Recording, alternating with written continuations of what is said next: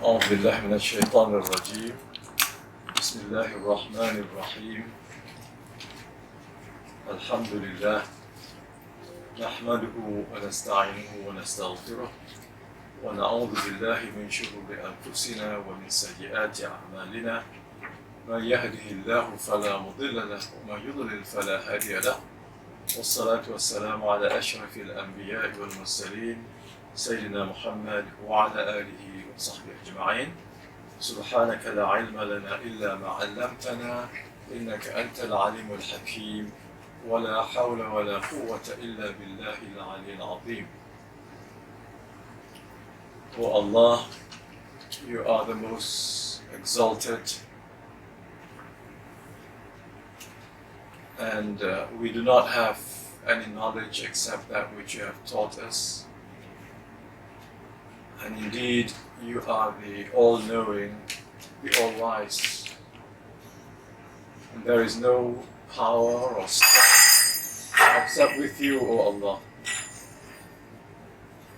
And therefore we ask you, O Allah, Rabbi zidni ilma, O our Lord, increase us in knowledge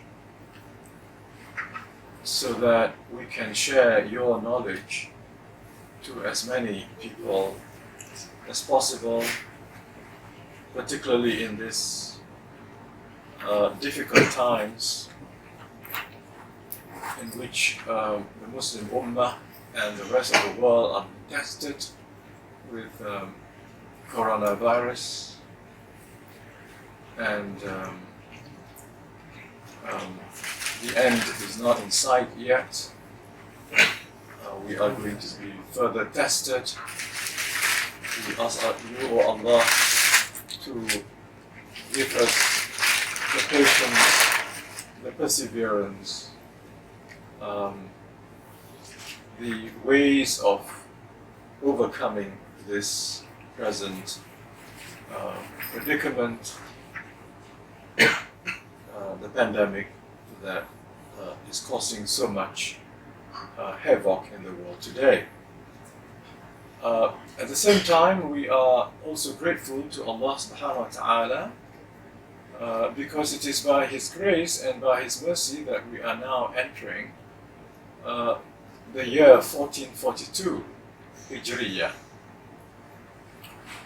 It's by His grace that we are now in this year, and we hope the Muslim Ummah can improve its performance in the world from the dismal state of affairs to a better state of affairs with your guidance, O Allah. For the information of my younger colleagues and also children who may be watching this, I just want to inform you that we have another 57 years by Gregorian calendar before we can enter the next century, the 16th century. Or we have another 58 Hijri years before we come to the 16th century, that is 1500 Hijriya. By that time, another, say, 6 decades from now, by that time, I believe the Muslim Ummah will be in a much better situation, in a situation of leadership, because the leadership role is what Allah has intended for the Muslim Ummah. When Allah says in the Quran, أعوذ بالله من الشيطان الرجيم, وَكَذَلِكَ جَعَلْنَاكُمْ أُمَّةً وَسَطًا لِتَكُونُوا شُهَدَاءَ عَلَى النَّاسِ وَيَكُونَ الرَّسُولُ عَلَيْكُمْ شَهِيدًا. And thus we have made you or appointed you, O Muslims, as the Ummah Wasat, the Ummah of justice, Ummah of excellence, and the Ummah of balance between the extremes of exaggeration and the extremes of laxity. between, as they say in Arabic, التوازن بين الإفراط والتفريط, or التوسط بين الإفراط والتفريط. But in that verse, Allah tells us that Allah has made us this ummatan wasat, that ummah with wasatiyya, that is with the attributes of justice, excellence, and balance, in order to become shuhada ala nas, to become witnesses for mankind or over mankind, with regard to carrying out the mission, the divine mission that Allah has made human beings khulafa, or vicegerents, who would carry out that divine mission. Unfortunately, brothers and sisters, as well as my children, unfortunately, for the last 42 years, the Muslim Ummah has been in a terrible situation with so much chaos, so much bloodshed, so much violence, and so much civil war. Sometimes proxy wars, wars conducted in Muslim countries as a proxy for the big powers. And there are also sectarian wars, and so on. And so the West Asian nations, or the Middle Eastern nations, are really in a bad shape, with the exception of a few countries who are endowed with wealth. But wealth is not an indication of divine grace. Neither is it an indication that you are on the right path. In fact, with wealth, you might feel also, you might be misguided. And now we have the phenomenon of a few wealthy countries in the Arab world succumbing to the pressures of the United States of America and to the pressures of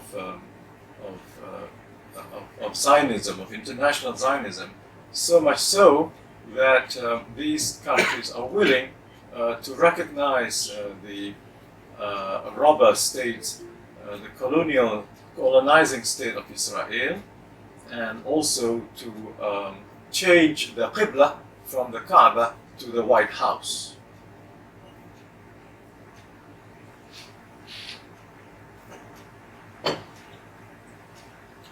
So there's a big challenge before you, my children, my brothers and sisters, my younger brothers and sisters. We have a big challenge because we are tasked with leadership, but we have been guilty of being followers, imitators of other civilizations, other ways of life. Why? Because most of the Muslim communities are deluded with the al-hayat al-dunya, with the mata'u al-hayat al-dunya, the temporal pleasures of the world. So I mentioned the word deluded because Allah subhanahu wa ta'ala has reminded mankind and also the believers to beware of delusion or self-delusion. And the word is al-ghurur, which can be translated as self-delusion, deception, illusion. In Malay, tipu daya, keteperdayaan,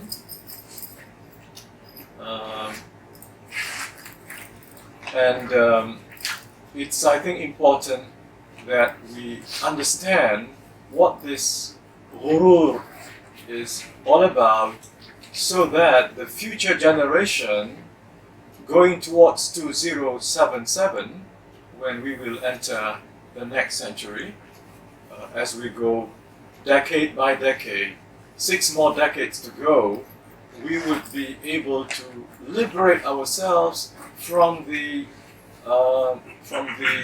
traps of worldly ghurur, from the traps of the mata' al-hayat al-dunya, or the temporal pleasures of the world.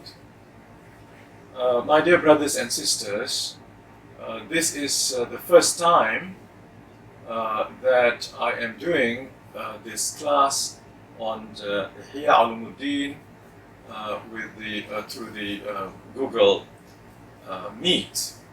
And last 2 weeks I had my first class also on Fi Zilal al-Quran, also on Google Meet. So this is a new challenge to a learning environment. I'm not able to see your faces. I cannot see whether you're sleeping or you are angry at me. In a way, that's good, because then I will not be influenced by how you react to me. But but I'm not used to this. I am the old-fashioned teacher who likes to see the pupil or the students, and if possible, eyeball to eyeball, so that we can interact and react and have more impact. But now my eyeball is only at the screen, and the screen is lifeless. So I do not know how to react to this whatever screen you have over there. So, but hopefully this is not a form of ghurur, deception. It's just technology, an enabling technology. Alhamdulillah. Imagine if this kind of virus were to happen 20 years ago, when we don't have this technology, then we will be in the dark. And so we will just have to have our classes in the sun. But alhamdulillah, with the technology now, it's possible to continue having this kind of learning environment in a new way. And hopefully, by the grace of Allah, it will have the same impact, if not better. One good thing with this technology is you can sleep also. You can have a good sleep. I am the only one who cannot sleep, because everyone can see me. Okay, so what I'm going to tell you is, when we stopped about 4 months ago because of COVID-19, we were still reading the book of the Kitab Dhamm al-Ghurur, the book on the condemnation of self-delusion. I think I should write on the board. Yeah, is it? Can you see?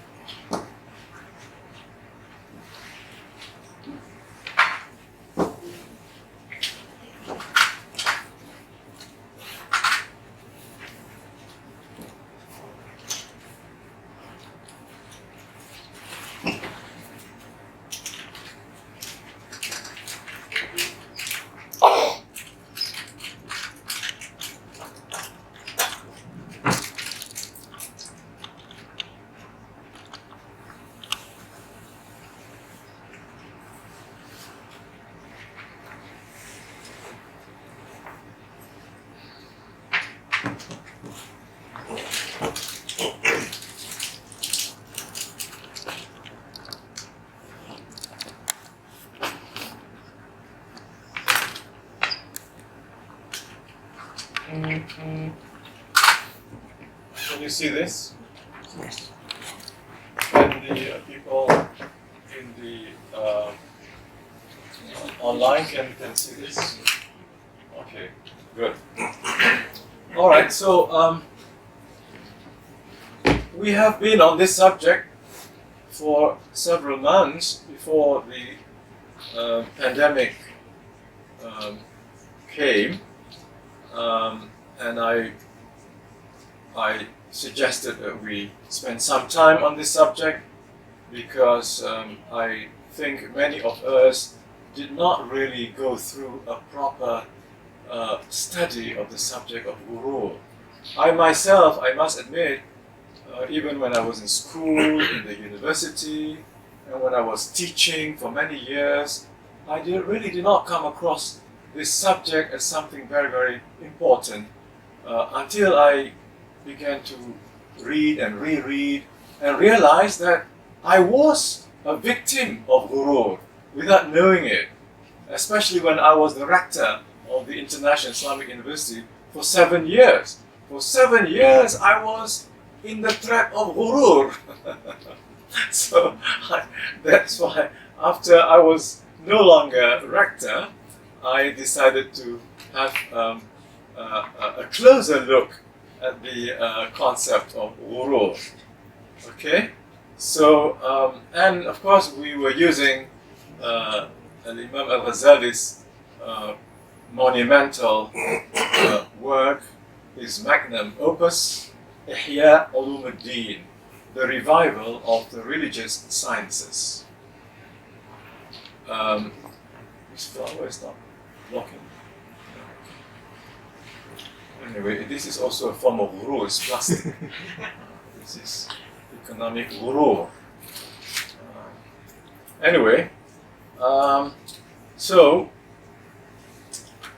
I was using the Arabic text and reading line by line to understand what Al-Ghazali was teaching, or is teaching, because he's still teaching, and I'm still his pupil to this day, because there are so many things to read from him, and but I want to learn more about ghurur because I was, and hopefully not now, subjected to ghurur. Kuntu minal maghrurin. I was among those who were undergoing self-delusion because I got the position of rector.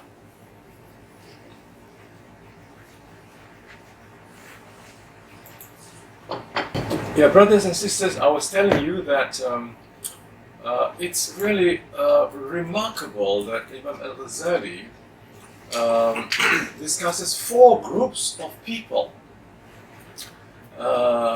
who are subjected to ghurur, and I would say 2 or 3 of them, 2 or 3 groups are actually people of knowledge, or people who deal with religious knowledge. Yeah, so that is also very, very important. Usually, when we discuss human failures, we will be looking at groups other than ourselves, right? But in the case of Al-Ghazali, he is looking at the groups to which he belongs. He is, you might say, he was a Sufi, but he has a criticism against those so-called Sufis. So among the 4 groups, you have the first one.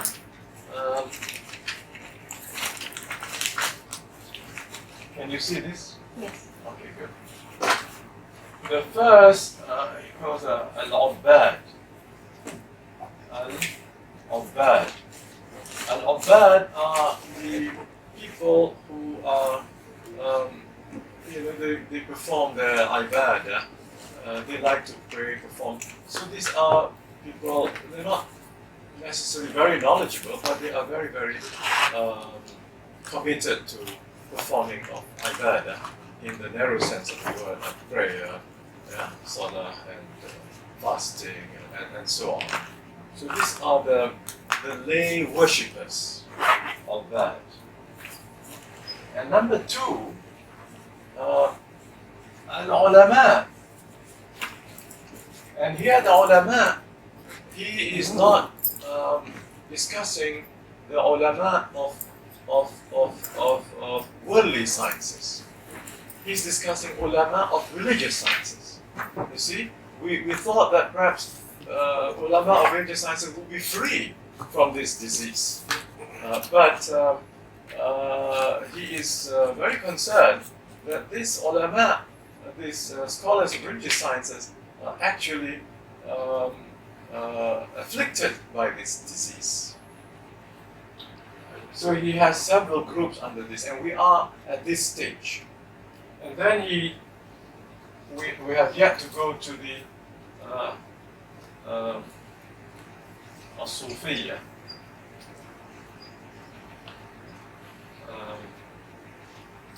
Or Al-Mutawassifa. I think he probably used because I don't have the. I'm sorry, I forgot to bring. Or I thought I brought the Arabic text. I thought. Then when I arrived here, I opened my bag and then I realized I left it at home. So the Arabic text. So I do not recall now. So I'm using now the Indonesian translation, but it doesn't have the Arabic. So I think maybe it is Al-Mutawassifa, Al-Mutasawwifa. Al-Mutasawwifa.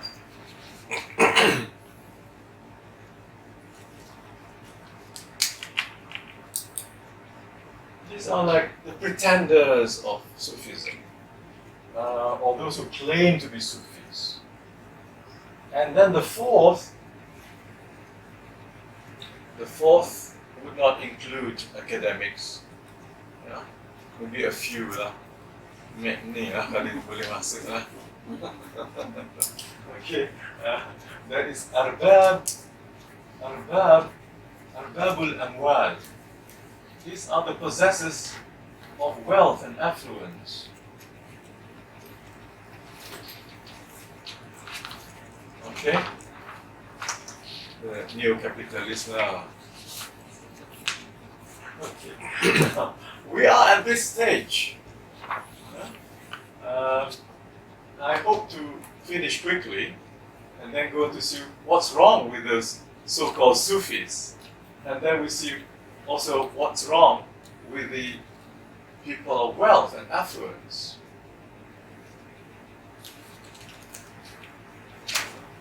Any question? Ada soalan tak? Ya? Ada soalan? Later, okay, fine.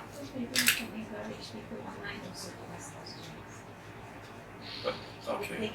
Okay, all right. If some of you would like to raise some questions, you could do so with a guide from. Huh? From Mahdi? Okay. Maybe one or two questions, you know, not too many. Once they want to ask, you can identify, but you don't have to wait for the person. You can just look.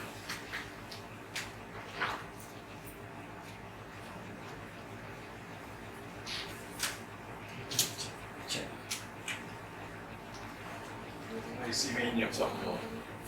You don't have to wait for the question. Oh. Huh? You don't have to wait for the question because once they want to ask, you can see it here. I can't see it. We can see the Oh, okay. Okay. Okay. Masuk dalam grup ni. Yes, my dear granddaughter. Is Guru the same as Gharar? Gharar. Well, actually, it's from the same root. Gharar is a form of cheating, right? In business, in trade,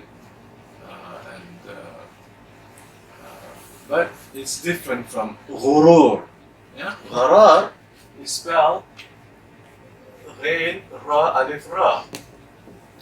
Gharar, but also it is a form of cheating, right? And Ghurur is deception, so it's from the same root. Gharra, from gharra.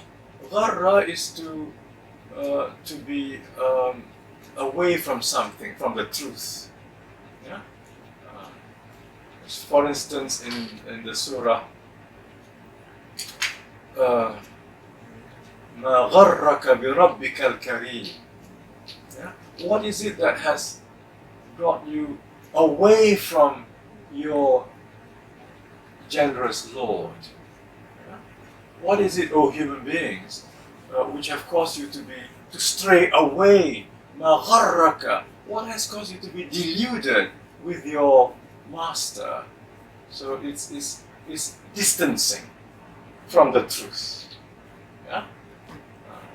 In the case of ghara, in the case of ghurur, it is covering the truth. Yeah? With something, covering the falsehood as though it's the truth. Penipuan lah. Sebab itu dalam Melayu, tipu daya. Dalam bahasa Melayu, ghara apa? Ghara kan pada bahasa Melayu. Kalau dalam kontrak kita sebut sebagai uncertainty. Uncertainty. Okay. Uncertainty. Not necessarily penipuan, kan? Okay. So there is uncertainty there. So sama juga maknanya it is not fixed. It is, dynamic, so you can't be too sure. It's not fixed that you can see, kan? So ghurur is a high level of moral. High level of moral. Okay. But ketidaktentuan is neither good nor bad. But ghurur is bad. Ghurur is bad. Ghurur is definitely negative. Okay, so we are now in this part on al-ulama, the scholars of religious knowledge who have been deluded. Why? Because there's so many reasons. Al-Ghazali gives you so many types of ghurur among religious scholars. MashaAllah, he's very detailed in that, which shows that he is very, very concerned about the integrity, humility, sincerity, transparency of religious scholars. Because if this group were to fail, then the whole society collapses. Right? So, and that was one of the reasons why he decided to leave that profession of the academic profession and went into the life of Sufism and became a Sufi. Okay, so now I am coming to that part in the IHYA ULUM. I'm using now this IHYA ULUM. This is, I think, in 4 or 5 volumes in Indonesian, and this one is on the Kitab Al-Muhdikat. So Al-Ghazali divides his book into 4. For those of you who are new to Al-Ghazali, so let me just inform you very briefly that Al-Ghazali divides his monumental work into 4, he calls them 4 quarters. So there is al-rubu'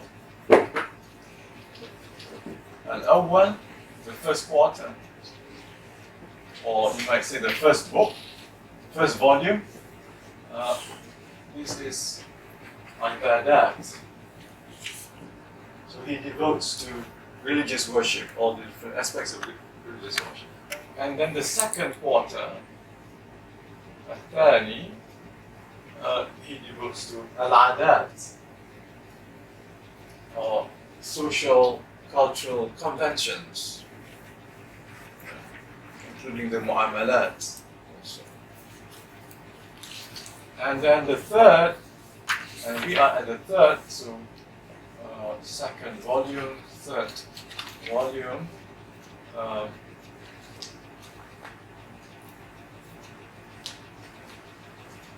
Muhlikat.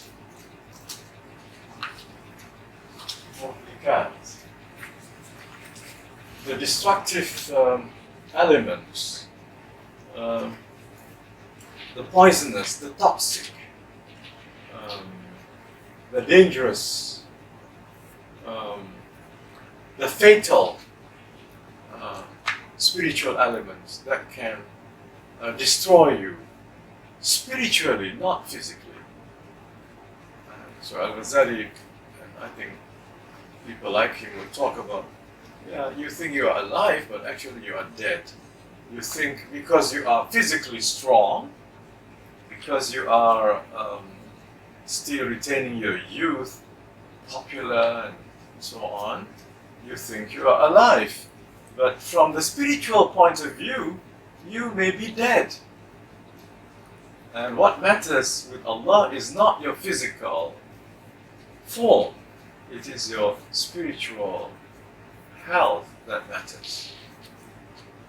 That is why Al-Ghazali, again we have to thank Al-Ghazali for this, but I wish also the religious establishments will follow this, that the duty of cleaning the spiritual essence of man, or the spiritual heart, to Al-Ghazali is fardu ain.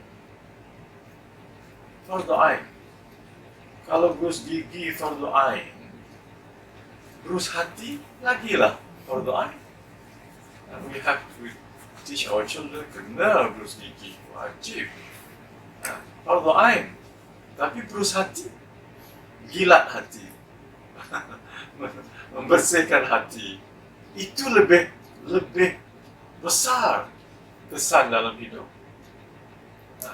Bruce gigi, you can just smile and show your nice teeth, that's about it.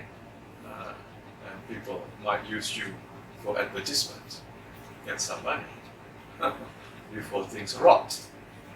But hati rusak, and you become a leader, the whole country can be in ruins because of your spiritual disease.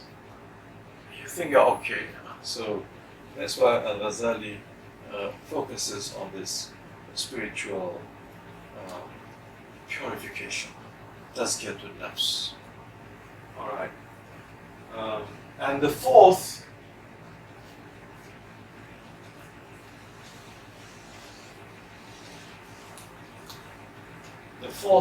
quarter, الرابع, is munjiyat.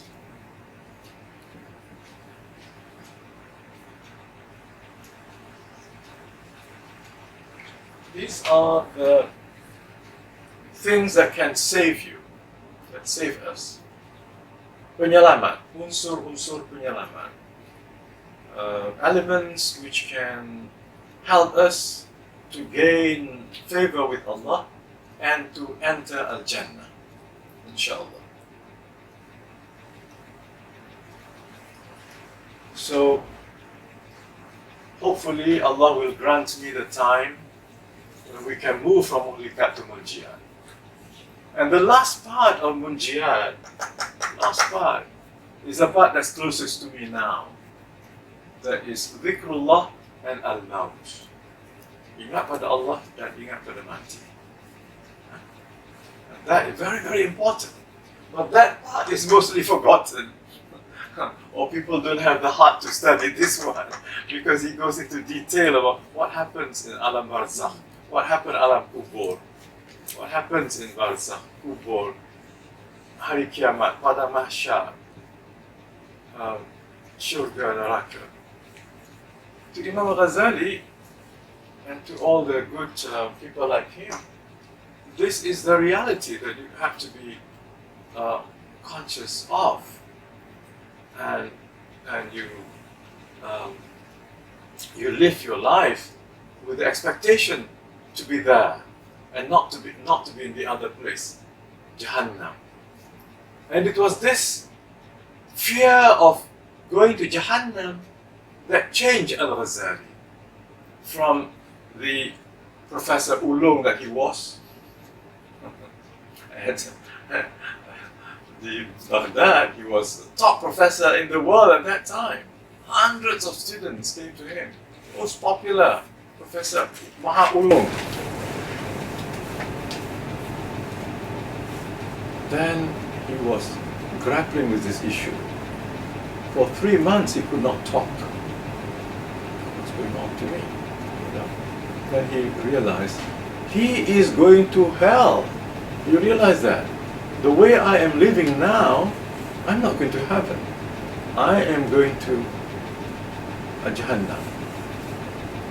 That made him change 180 degrees from seeking the world to seeking Al-Akhirah. So Ihya Ulumuddin is to guide the whole Muslim Ummah to Al-Akhirah, the proper way to go to Al-Akhirah without forgetting this dunya. He's not saying, oh, you have to go, forget about dunya. No, not at all. And he talks about adat, muamalat, perniagaan, pemerintahan, hubungan kemanusiaan. Very important. And worldly sciences like medicine. He was saying, why are the Muslim scholars concentrating on fiqh, usul fiqh, religious sciences? We need more doctors, he said. Because doctors at that time, many of them were Christians. And so we are depending on Christian doctors. Why don't we have more Muslim doctors going to that? So the path to Al-Akhirah is not by running away from ad-dunya. You have to go through ad-dunya, but not poisoned by the negative aspects of ad-dunya, by mata'ul hayatid dunya. So the Muslim, the good Muslim, is not one who abandons his or her religious, worldly responsibilities and say go into a cave and just meditate for years on end without food and so on. Just meditation. Okay, you may arrive at the truth, but you are abandoning your children, your society, and so on. And you may be food for the hungry tigers also. That is, if they like to eat you, but they may not like to eat you because you don't take bath, your hair is unshaveled, but of course you are in great, meditation. Okay, so we hope, inshallah, after Muhlikat, because after the book of Ghurur, then we start with Munjiyat. But I would like to go to the first book, actually. You know why? The first book, Ibadat, has an introduction. A very, very important introduction. And that is Kitab Al-Ilm. The book on knowledge. That is his introduction. And that book of knowledge is very, very important. So after Ghurur, I would like to go to knowledge, because I am in that profession dealing with knowledge. So again, I want to see how I can be corrected, guided by Allah, and of course by Imam Al-Ghazali's ideas. Okay, now we continue. Bismillah.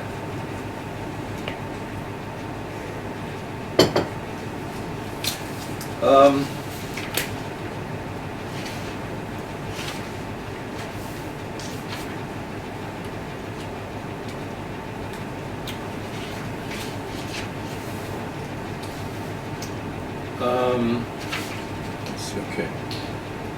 Satu golongan, I come here. This is the many groups of religious preachers, and the religious preachers. So he discussed many of the deluded ways of the religious preachers.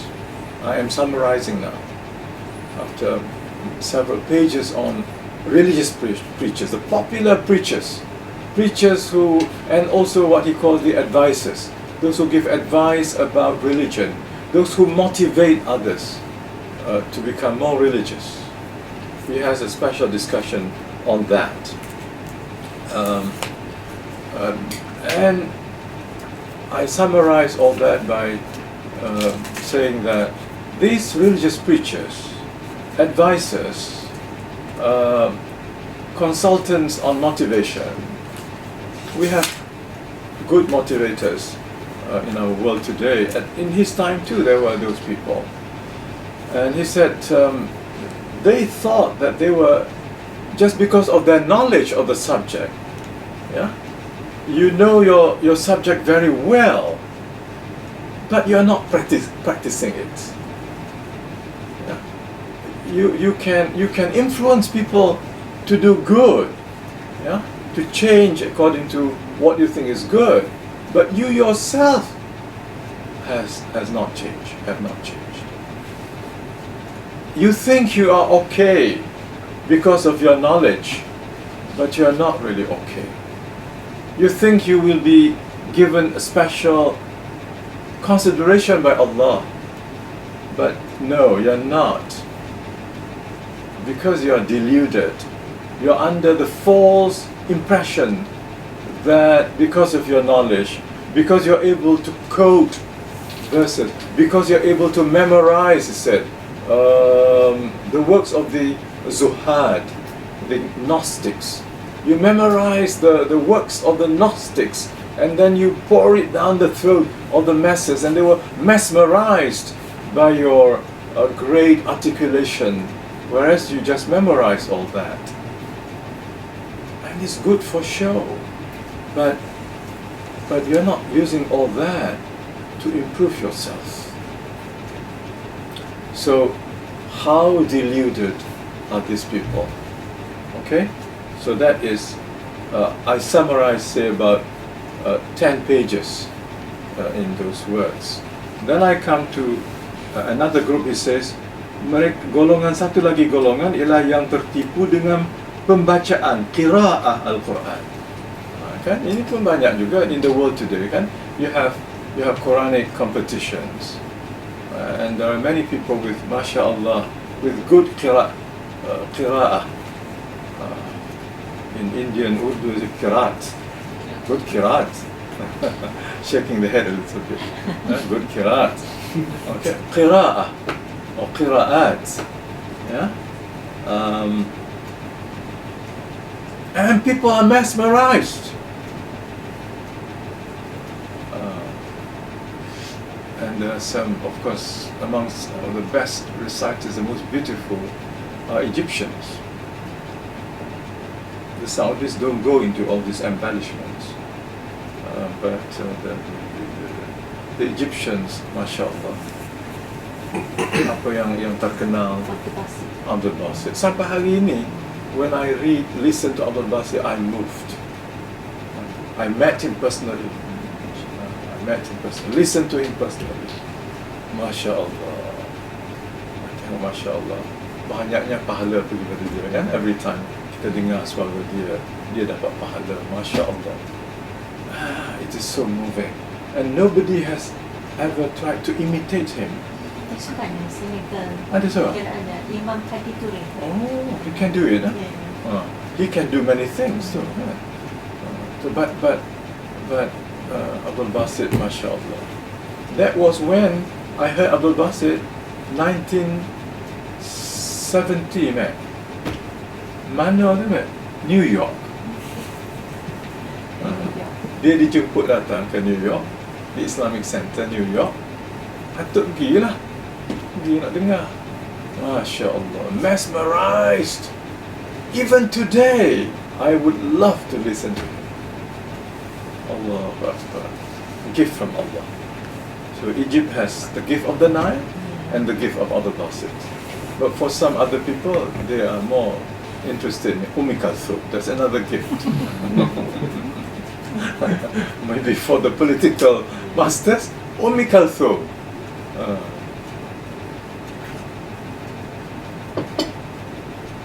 Pernah dengar lagu Kalthum? Okay.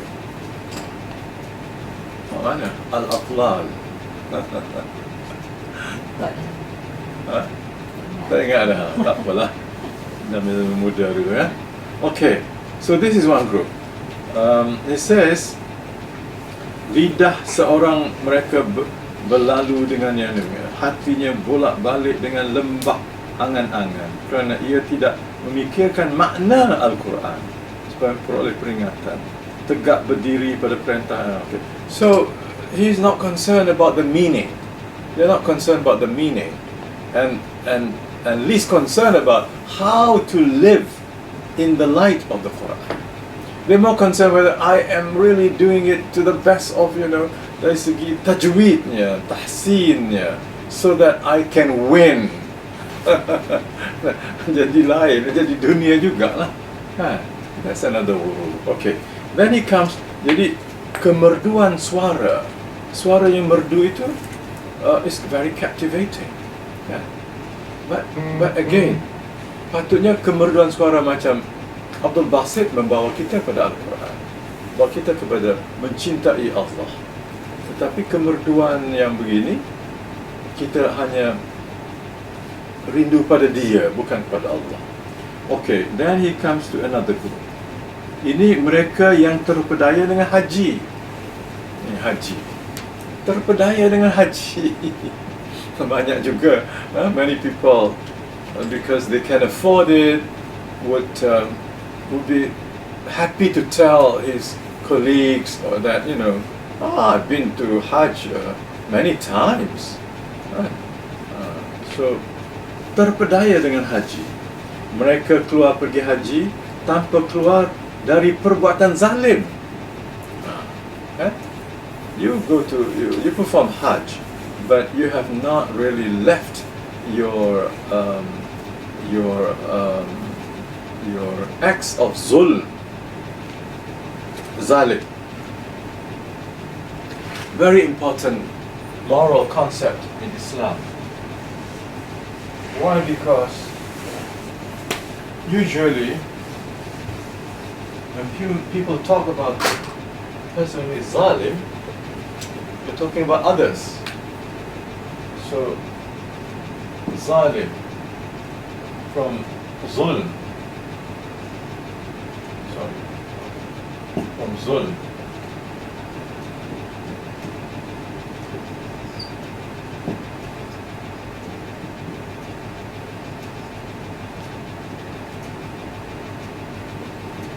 Zulm is usually translated as what? Injustice. It is from the word darkness, because zulumat is darkness. So it's when evil prevails over the light of truth, then things become dark. So kegelapan. In Kelantan pakai gelap. Zulumat become gelap. Kelantan, how Kelantan people distort the Arabic. Gelap, zulumat.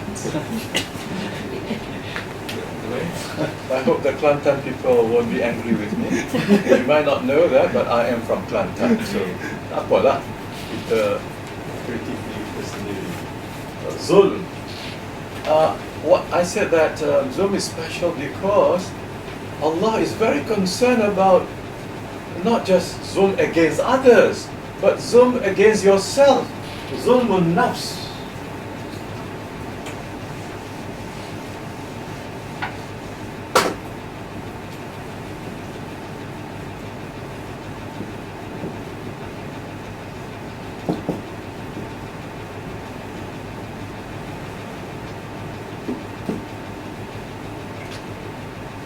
Being unjust to yourself. And one of the most what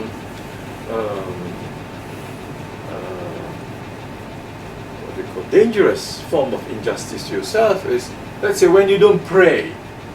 You're a Muslim, but you don't pray. That is zulmun nafs. Allah does not need your prayer. You need the prayer. But you neglect your prayer. You are zalim to yourself. But the greatest zulm is what? This is the greatest zulm.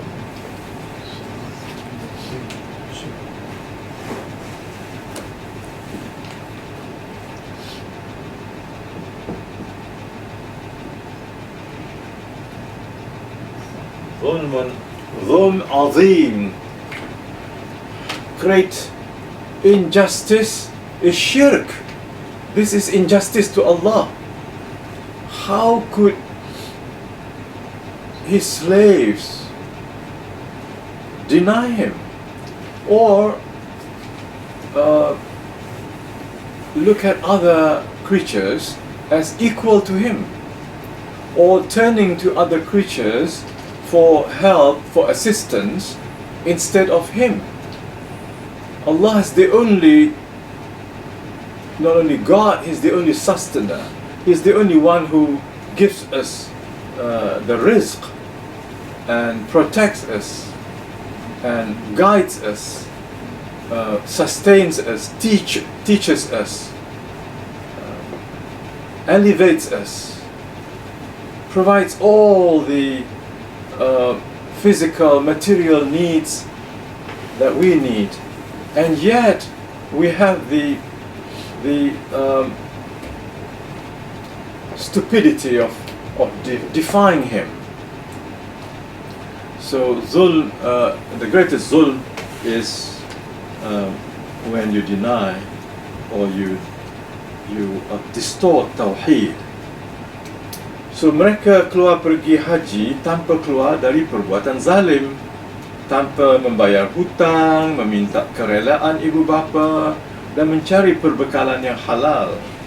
You do not make all the necessary. But this is okay. Let's say we're talking about people who have, they have their halal things. They have also taken care of the parents, and they are good with people with their money. But ibadat, they take it very lightly. Because they think that by doing good and by going to Hajj, their moral, spiritual, religious shortcomings will be made up by the Hajj. Because, Hajj Mabrur, if you get Hajj Mabrur, you come out of it like a newborn baby. Your sins are washed away. But how to get Mabrur when you may get the Hajj title, you may bring back hundreds of caps from China, made in China, communist China, producing all these prayer caps and also prayer mats, give to friends, and also even these beads. Where do you think they are made? China also. Jadi itulah delusion. And maybe you come back pakai jubah, you change, ada paradigm shift lah. The fashion has changed. Itu di luar sahaja, di dalam tak berubah.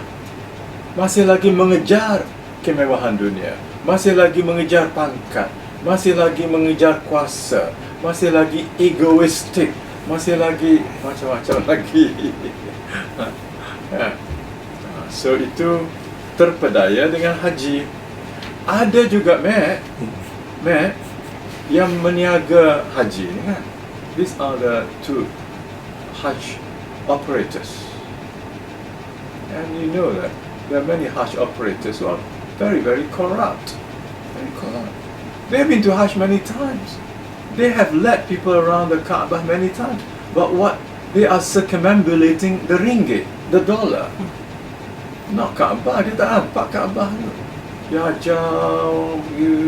Yang dia nampak, what am I getting at the end of the day? Boleh bayar ke pokok ni? So, mereka ini terpedaya. Okay? Satu golongan lagi. Okay, satu golongan lain. Ia mengambil pada jalan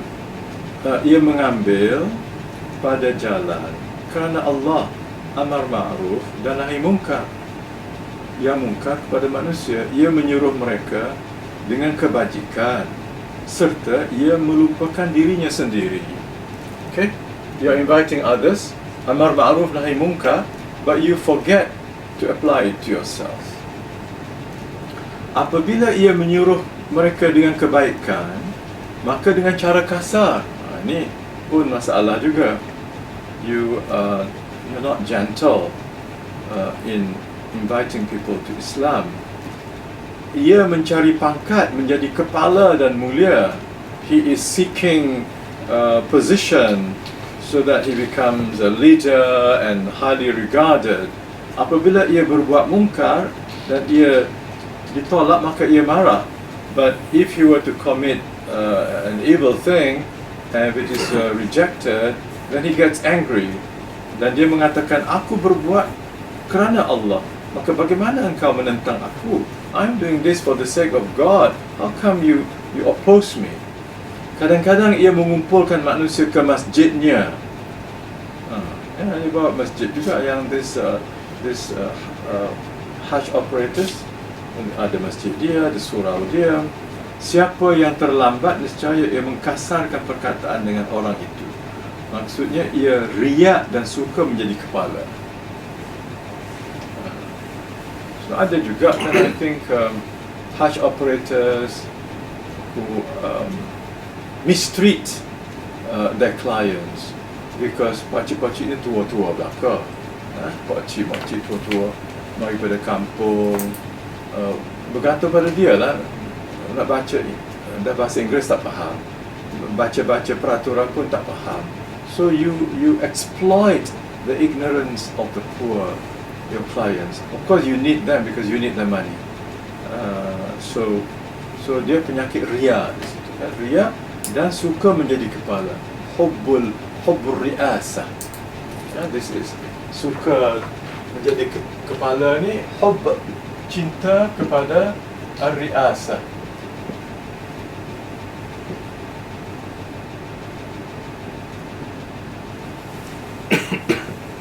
Riasah is leadership,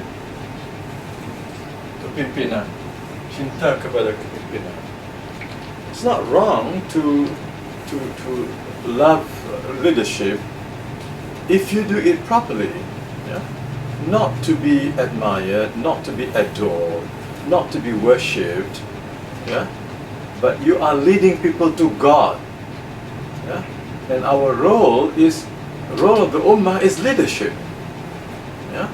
So hubbul riasah liwajhillah. You know, so riasah is wasila. It's not the end. It's the means. So we need to get leadership, but it is a means to bring people to the way of Allah. Sabilillah. Okay? So sabil, the way of the believers, is a way that leads to Allah. Sabil al-mu'minin is sabilullah. Okay. Ada soalan? Tak ada.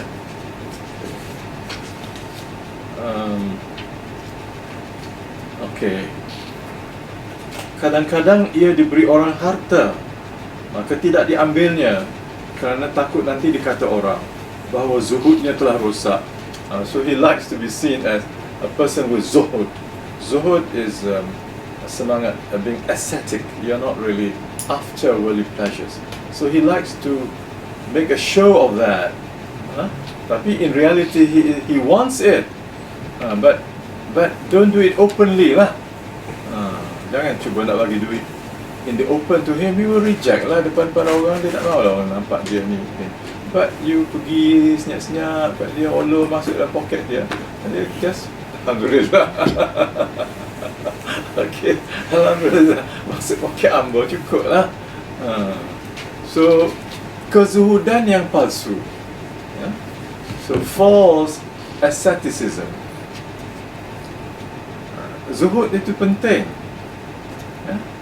tapi apakah bermakna kalau zuhud tu tak mahu menggunakan pakaian yang cantik dan kenderaan yang baik, rumah yang senang? Tidak. Because sahabat-sahabat Nabi yang kaya-kaya, mereka semangat zuhud. Artinya kekayaan dia tu tidak merosakkan kecintaan dia kepada Allah, pada jalan Allah. Bila sampai krisis, okey, perlu harta dia bagi. Abu Bakar bagi semua, Sayyidina Umar bagi separuh, kan? So, tapi these people are zuhad. Orang-orang ini ialah ascetics, tapi dia dapat kekayaan. Abdurrahman ibn Auf, hebat kekayaannya.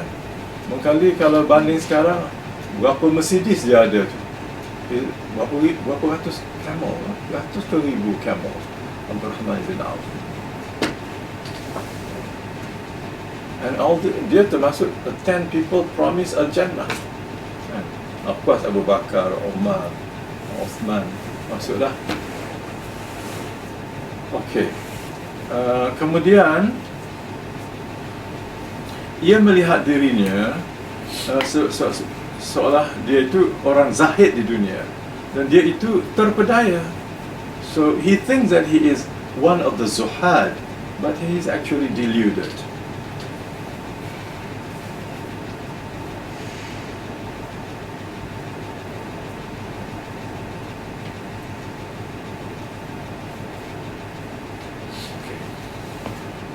Alright, now I want to go to jenis ketiga sekarang, okay?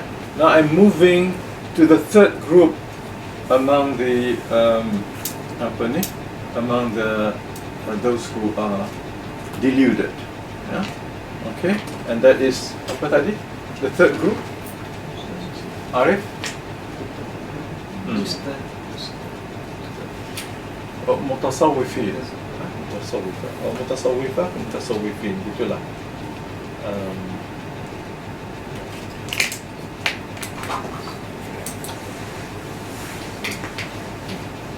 There are many pretenders to tasawwuf. So the fourth group,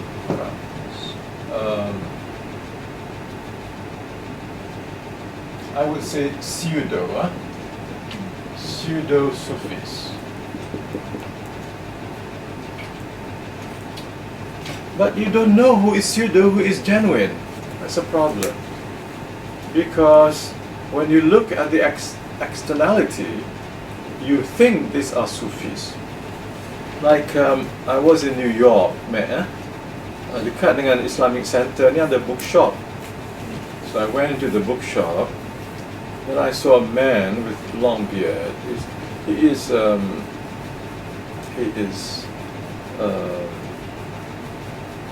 Anglo-Saxon, white,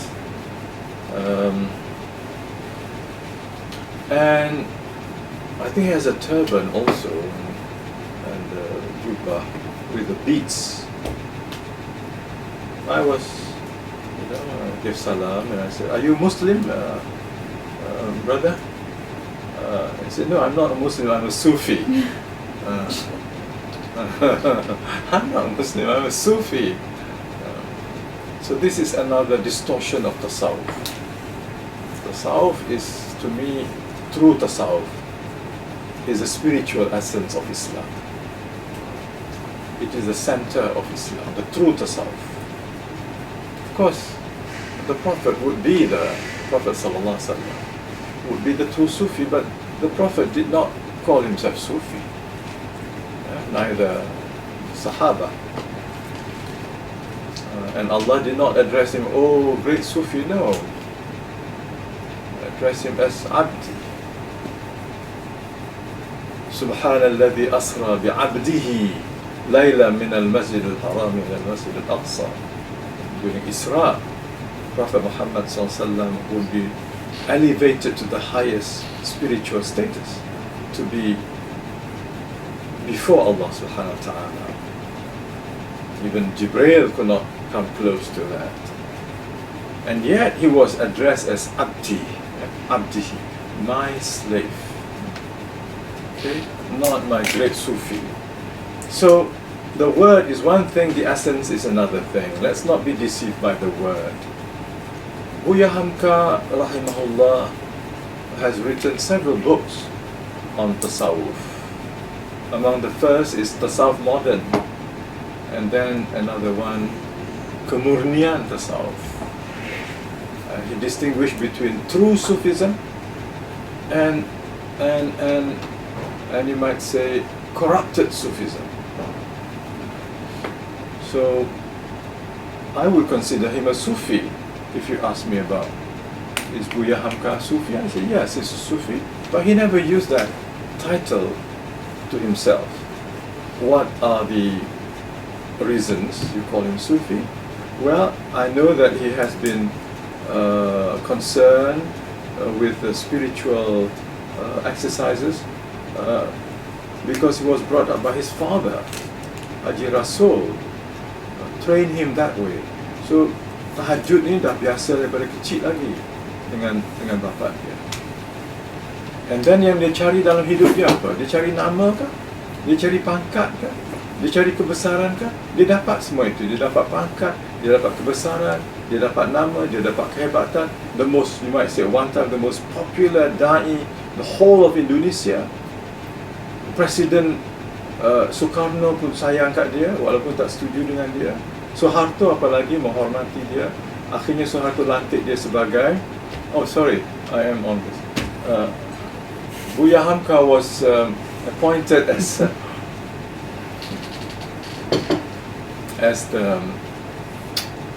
the chairman of the Indonesian Ulama Council, Majlis Ulama Indonesia, MUI, and that was highest honor for a religious scholar. And by Soeharto, President Soeharto at that time, he accepted this position, but he said, please don't worry about getting me a car or special office. What I have is good enough. I don't need a special car. So he lived without all those things, and I'm not sure whether he got salary also. I think he probably did not take the salary, I believe, but I have to check once again. And then he came out with a fatwa that it is not right for Muslims to participate in the religious celebration of the religious occasions like the Christmas. He explains later on, it's okay to wish your Christian friends Christmas. It's okay, he said. But to participate in the religious celebration, that's not allowed. Because the belief is not the same. But we have to respect our Christian friends. Of course, we love Jesus, and they love Jesus too, right? So it's okay, because they think it is the birthday of Jesus, although the birthday is disputed. You know, the Orthodox, the Greek, the Catholics, the Protestants, they all have their own dates, you know. But they think this is the birthday of Christ, so Christmas. And so, okay, you can wish them well, but you are not allowed to participate in the religious celebrations, or that be in the church and, you know, sing along with the rest. You're not allowed to do that. He was asked to withdraw that fatwa, because the Christians protested, and Soeharto also did not feel happy. Menteri Agama asked him to withdraw, and he said, no, I stick to it. I stick to it. Then people insisted, well, okay, they withdrew it without his permission, and insisted that he said, okay, instead of me withdrawing it, I will resign my position. And he resigned his position. Maknanya dia tidak deluded by power, not deluded by position, by popularity. He was popular, very popular. Maknanya ada karisma lah, Buya Hamka ni ada karisma. Tapi dia hidup sederhana, tidak mengejar pangkat, tidak sombong. Dan dia menggunakan pendekatan birrifq, menyampaikan agama dengan lemah lembut, dengan kelembutan, dengan gentleness, because gentleness was the attribute of the Prophet sallallahu alaihi wasallam. The most gentle person, according to Anas, was the Prophet sallallahu alaihi wasallam. And Allah said that He loves people. Allah is gentle, and Allah loves gentleness, a rifq. And if you do anything with gentleness, then it is beautified. But without gentleness, things become ugly. So our da'wah has to be with gentleness.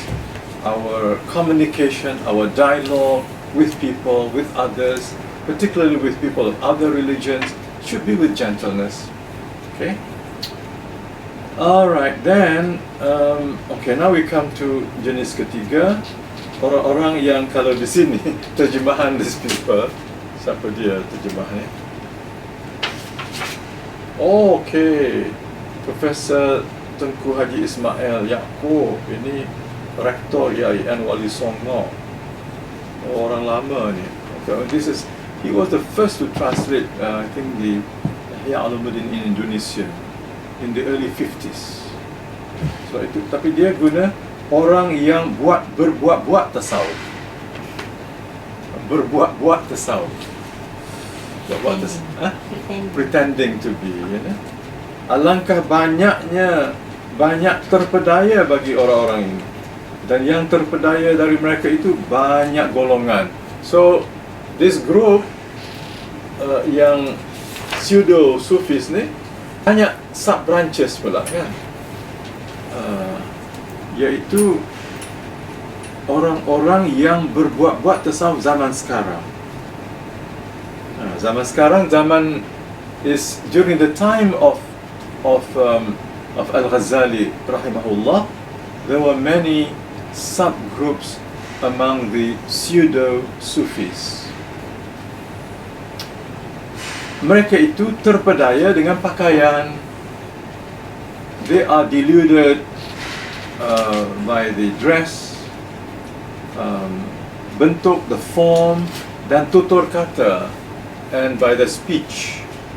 Lalu mereka membantu orang-orang yang benar, orang-orang yang benar dari kaum Sufi, pada pakaian mereka, bentuk mereka, kata-kata mereka, adab sopan mereka, adab istiadat mereka, kata-kata istilah mereka. So they will be assisting people, orang-orang yang benar, young people who really want to be good, genuine Sufis, in how they should dress, how they should carry themselves, how they should be speaking, and then the etiquette, adab sopan, adat istiadat mereka, the protocol, and then kata-kata istilah mereka, and also the kind of vocabulary or nomenclatures they use.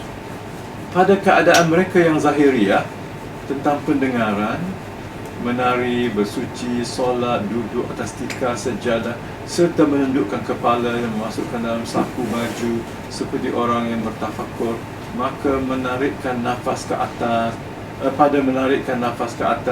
dan pada merendahkan suara pada perbicaraan, dan lain-lain dari segi sifat dan bentuk. Okay. Meaning that these people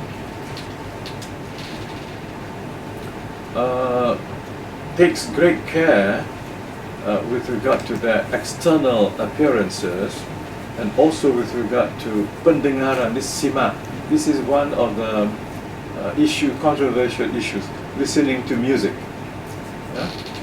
Music ini bukan music rock ataupun rap ataupun jazz, whatever, all these modern forms, but classical music at that time, it was to some Sufis is allowed. Yeah, if that kind of music elevates you spiritually, and it has nothing haram in it. It's all man, and the musical instruments may not be just drum lah, like the Sufis, yeah, the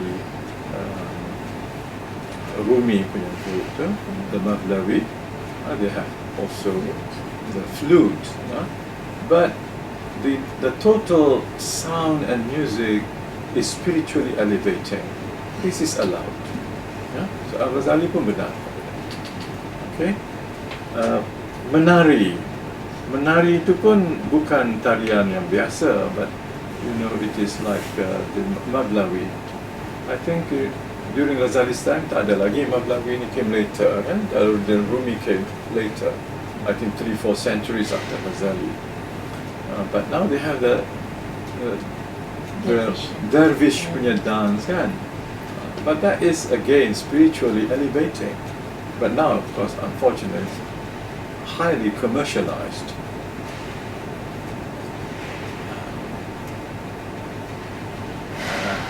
Bersuci, solat, duduk atas tikar sejalan, menundukkan kepala dan memasukkannya dalam saku baju. Those people in those days, dia punya saku baju this big. A goat can go in. Kambing boleh masuk. Jadi antara ciri-ciri orang Sufi yang baik ni, kepala dia masuk dalam tu. Maknanya dia begitu menghina diri lah, tidak merasa bangga masuk kepala dalam tu, tak kepala tunduk, itu biasalah. Jadi orang-orang yang dianggap Sufi itu pada waktu itu gambarannya. And so all this, they have all the external signs of Sufihood.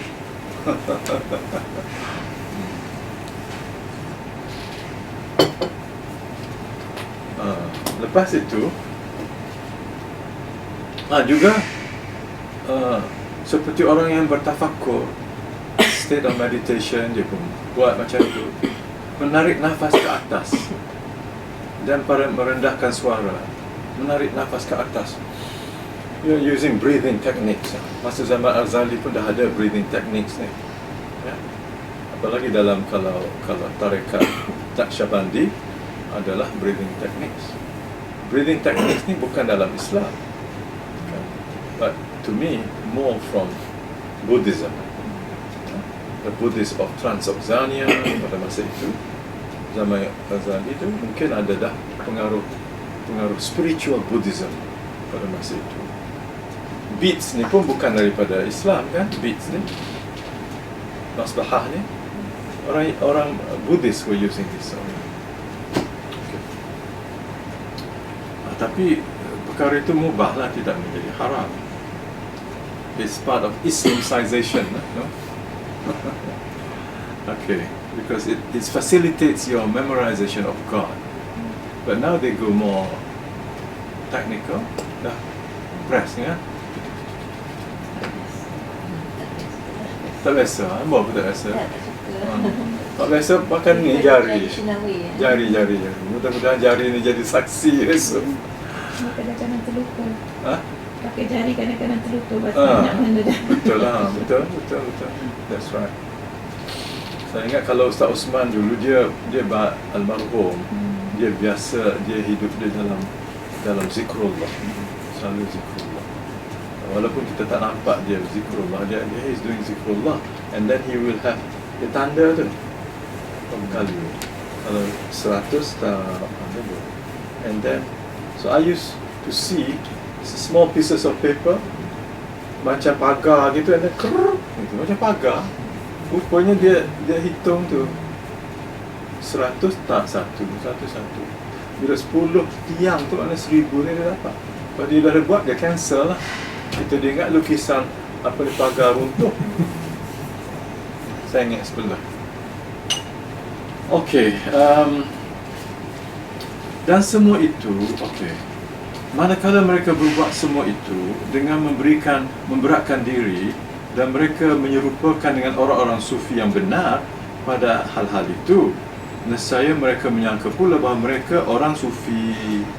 Just because they have adopted the outward signs of a Sufi, they tend to believe that they are also Sufis.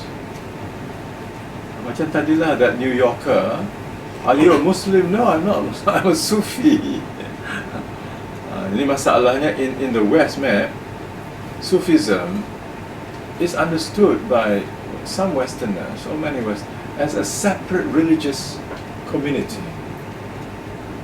And those who want to take advantage of this, yang nak cari duit ni, dia kata dia Sufi lah. So datanglah. Masalah kan, they are spiritually thirsty, looking for spiritual nourishment.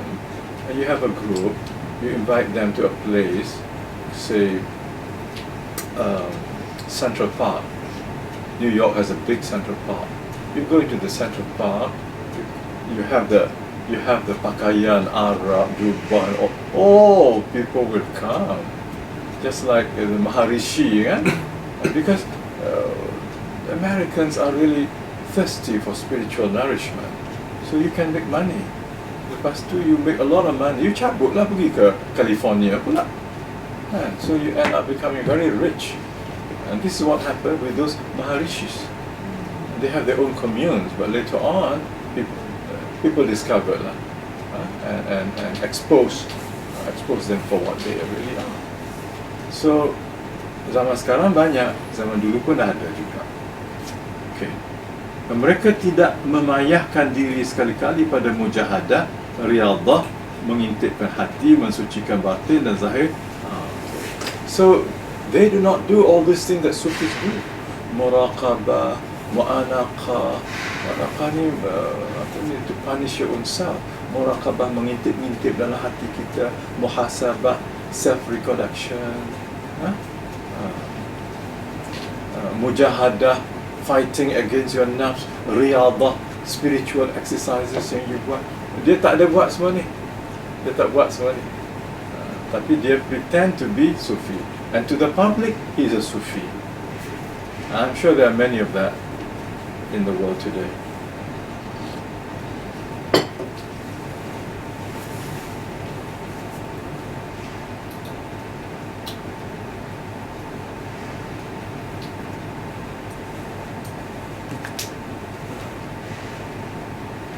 Okay. Tapi mereka berlomba-lomba pada sepotong roti, uang logam dan sebiji buah-buahan. Mereka dengki-mendengki pada titik dalam biji buah-buahan dan kulit yang masuk dalam biji buah-buahan. Sebahagian mereka merobek-robek kehormatan sebahagian yang lain manakala ia berselisih pada sesuatu dari maksudnya. So, in actual fact, these people are after material wealth. Berlomba-lomba pada sepotong roti. Yeah? So even the piece of bread, they are really after it. Bukanlah literally. This is metaphorical. Yeah? Maknanya begitu kedekutnya, yeah? Begitu so desirous of wealth. Even a cent means so much untuk dia accumulate wealth.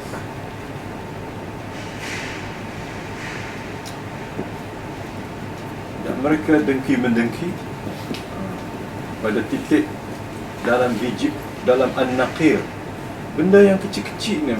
So berdengki soal yang kecil-kecil, yang titik bengek lah is the word for it, yang dan kulit yang masuk dalam biji buah. Al-qitmir dalam date kan ada, dan selaput putih tu kan. Dalam hal ini dia orang berkelahi. Kita pun ada orang macam tu kan, dalam benda-benda yang not only benda yang remeh-temeh lah, benda kecil-kecil yang tak penting, itu dia menjadi beban pertikaian. Okay, so he said, terpedayanya mereka itu jelas. Their ghurur is so apparent. Contohnya, seperti seorang wanita tua yang mendengar bahawa orang-orang yang berani dan pahlawan-pahlawan dari orang-orang yang berperang, nama mereka telah tetap dalam daftar kerajaan. Dan bagi mereka, bagi masing-masing mereka ditulis suatu daerah dari daerah kerajaan dengan keberaniannya. Lalu wanita tua itu merindukan dirinya untuk dituliskan baginya sepotong dari kerajaan. Lalu ia memakai baju besi, meletakkan di atas kepalanya topi wajah, mempelajari beberapa bait nyanyian pahlawan-pahlawan, dan ia membiasakan membawa bait-bait nyanyian itu dengan lagu pahlawan-pahlawan tersebut sehingga menjadi mudah kepadanya. Dan ia mempelajari cara berjalan dalam barisan, bagaimana cara mereka menggerakkan tangan dan mencapai semua sifat mereka pada pakaian, tutur kata, gerak-geri dan diam. Kemudian wanita tadi menuju ke tempat tentera supaya namanya dicantum pada daftar orang-orang berani. Dan tatkala ia sampai ke tempat tentera itu, lalu ia dibawa ke kantor penerimaan tentera, registration lah ni.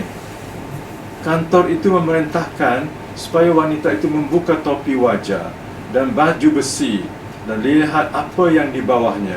Dan ia diuji dengan mengadakan perlawanan dengan sebahagian orang-orang berani untuk diketahui nilai kemampuannya pada keberanian.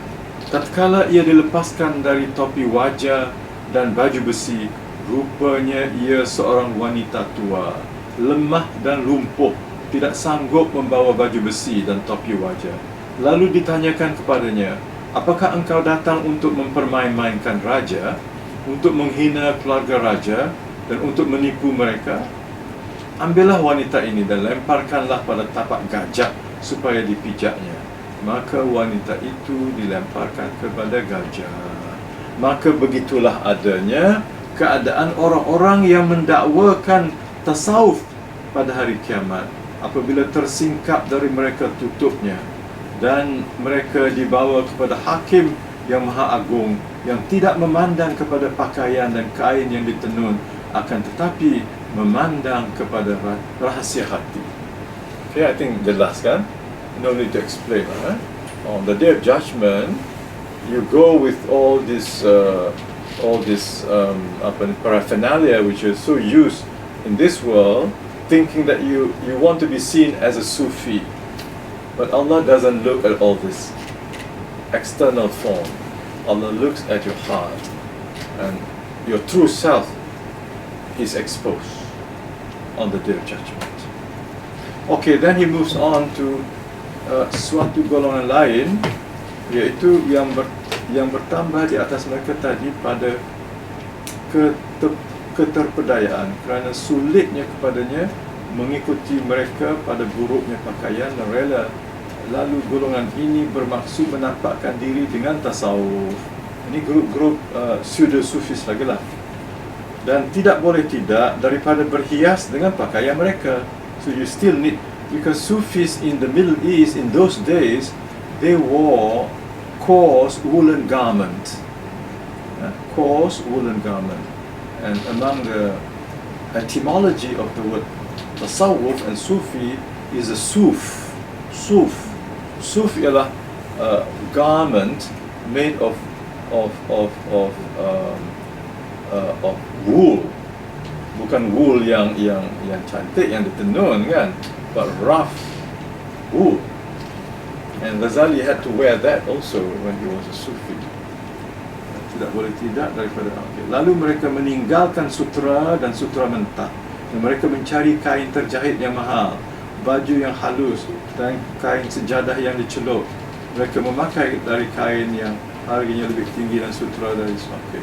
Seseorang dari mereka menyangka bersama yang demikian bahawa dia berbuat-buat menjadi orang Sufi dengan semata-mata warna kain.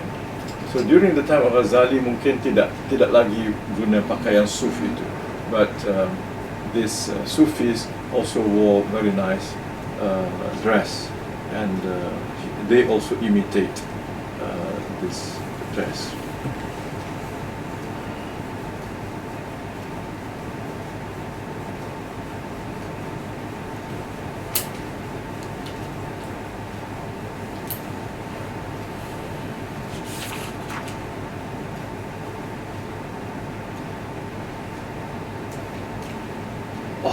think that's not that important. I come to another group. I think maybe this is more serious. Suatu golongan lain. Al-Ghazali will always say, firqah ukhra. Satu golongan lain. Kan? There's so many firq, so many groups. So firq, firqah. Nah, firqah ukhra, iaitu yang satu ni yang mendakwakan ada ilmu ma'rifah, ya. The next group firqah ukhra juga, iaitu yang serba boleh al-ibahah. Itu grup sufi juga lah. Satu lagi golongan lain, mereka melewati batas di atas. Satu golongan lain lagi, ia menyempitkan atas dirinya dengan urusan makanan yang dimakannya, sehingga ia mencari yang halal dan okey. Dan satu lagi golongan lain, mereka melewati tingkat ini dan memulai menempuh jalan kepada Allah. Now getting closer to the right Sufis lah, tapi akan terpedaya juga. Okay, so Sufi groups ni banyak subgroups. Now we come to yang tadi, go back to golongan yang mendakwakan ilmu ma'rifah, yang menyaksikan kebenaran. So they witness al-haq. They claim to have ma'rifatullah, and they claim to be able to witness the truth, al-haq. And they also claim to be able to achieve the maqam, the spiritual stations, and the ahwal, the particular conditions in which the Sufis are. Sufi in Tasawwuf, you have something called maqam and hal. Maqam and hal. So this one is maqam, maqamat, and ahwal.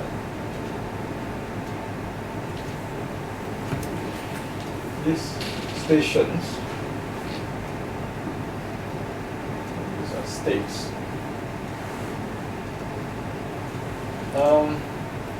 With your mujahadah, with your riyadah, you can spot spiritual exercises, riyadah, mujahadah, and all that. You will go through many states, ahwal. When you reach a certain state, then Allah will elevate you to a certain maqam.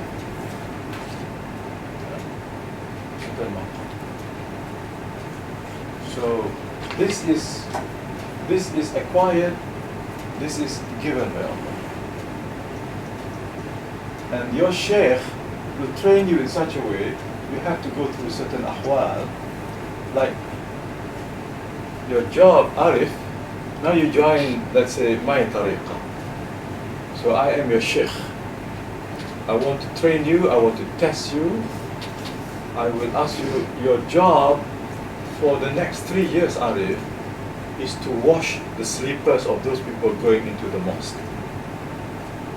Okay, good. Dalam tariqat, you cannot say no. You have to follow. Because you believe that your sheikh knows your situation, and he went through all that already. So your job is to wash. Orang slipper orang masuk, mesti ambil slipper. Or to arrange slippers orang masuk. Buat menghinakan diri. Ataupun pergi tempat pasar kan, kutip sampah-sampah yang orang buang itu, pilih basuh, cuci, and you can eat from that also. So the sheikh will ask you to do all that because he wants you to move from maqam to maqam. Yeah? Maqam, of course, the first maqam is tawbah, or the first state is tawbah. And then you go to so many maqam. Yang baik ialah dia tak claim apa-apa. Yang pseudo akan merasakan dia dah sampai maqam. Dia sampai satu maqam yang apa yang dia buat, you Arif, you murid, you tak boleh persoalkan. you kena baik sangka dengan Syekh. You nampak dia tak sembahyang, kan? Dia fikir yang kata dia tak sembahyang. Sebab dia kata dia ni, sembahyang dia ni continuous. Solat daib. Dia berada dalam sembahyang. Ya? Dia tak perlu sembahyang 5 waktu because he is always praying. Dia kata begitu. You percaya because you are in the tariqah. You mesti percaya. Actually, this Sheikh is deluding himself and deluding you. Ya? Nabi lebih tinggi, Nabi Muhammad lebih tinggi kan daripada Syekh-Syekh. Adakah Nabi pernah tinggal solat? Yang sunat, yang nawafil, tak pernah. Kan? So kita punya kriteria, kita punya ukuran, kita punya furqan is the Prophet sallallahu alaihi wasallam. However good you may be, but there is a contradiction with the Prophet, then be careful. So I have seen some of this so-called great sheikh, wanita-wanita datang cium tangan gini, mana boleh. Ada juga yang apa tu, you ambil air sembahyang, they will take your wudu and they will drink from it. Ya betul, Nabi pernah buat, orang ambil, Nabi lain. Okay, so maqamat al-ahwal,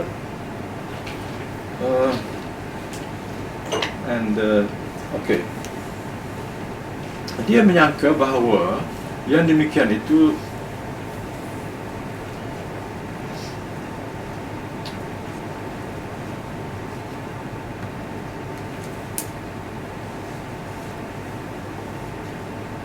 dia okay.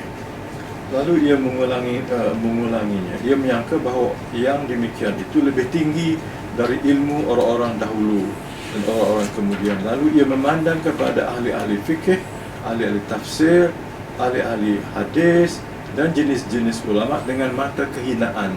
So dia dah memandang orang lain dah rendah dari dia, kan, pasal dia ada itu maqam tertentu, kan? Of course here the syaitan plays his role. Syaitan will tell him, Sheikh Kamal, you are now really very high now, right? You are really high. You are now anggap wali lah ni, dekat dengan Allah lah ni. Sheikh Kamal, I am telling you, I got this message from there, up there. Dia mari dengan janggut putih, dengan serban, mari dalam mimpi pula, kan? Dia boleh mari dalam mimpi. So kita pun, but I thought I will need another few more years. I already reached that level lah, Masya Allah. And then, so syaitan will always do his part also. Lebih-lebih orang awam, sehingga orang petani meninggalkan ladangnya dan penjahit meninggalkan jahitannya. So the ordinary people, macam keramat lah. Some people dia masuk kampung, seorang keramat datang kampung kita, habis tinggal kerja nak ikut keramat ini, namakan keramat, kan? Tapi di Malaysia ni have, is it like some cults yang they ask money and those people in the cult believe their religion and home? Very good cults, very good.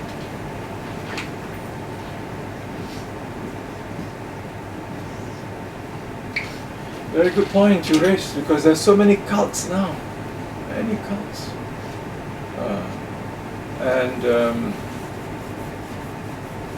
of course people think they are really genuine good, but once you go inside it, we had at one time juga ada Darul Arqam di bawah pimpinan Ustaz Ash'ari, kan jadi cult juga, kan?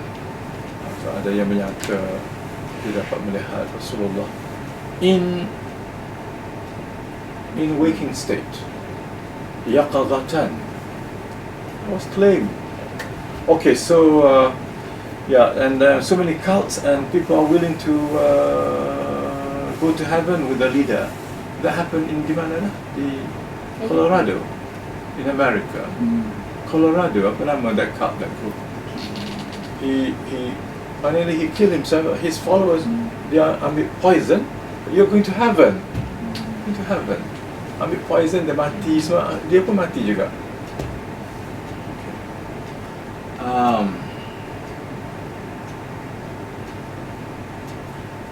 Dan dia termasuk di antara orang-orang yang didekatkan, al-muqarrabin.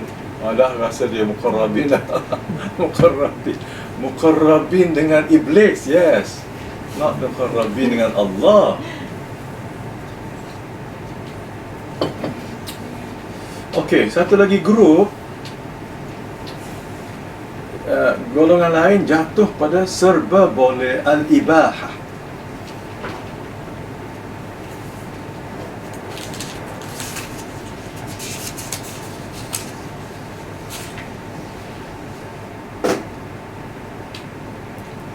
Al-ibahah.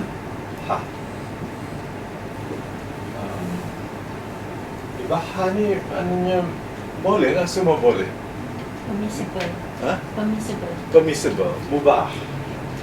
Dalam hukum kita ada mubah, benda-benda yang mubah, yang permissible, yang tak disebut dalam Quran, Sunnah, tapi permissible, boleh kita buat. Tapi kalau ibahah is liberal, being liberal, dan liberalism is also ibahah. Tapi ada sufi-sufi dulu yang apa yang dinamakan antinomian sufis. Antinomian. Ini pun termasuk ibahah. Dia tak ikut apa-apa dah, dia semua boleh.